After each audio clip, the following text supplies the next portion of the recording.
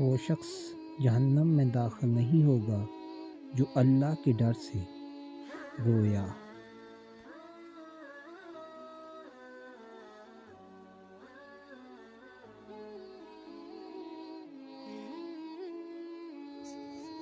جس نے اللہ کے لیے محبت کی اور اللہ کے لیے بغض رکھا اور اللہ کے لیے دیا اور اللہ کے لیے روکا، اس نے اپنا ایمان مکمل کر لیا۔ اپنے گھروں میں سورہ بقرہ کی تلاوت کیا کرو، کیونکہ جس گھر میں سورہ بقرہ کی تلاوت کی جاتی ہے اس میں شیطان نہیں گھستا۔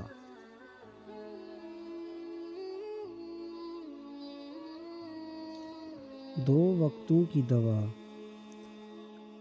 رد نہیں کی جاتی، اذان کے وقت اور بارش کے دوران۔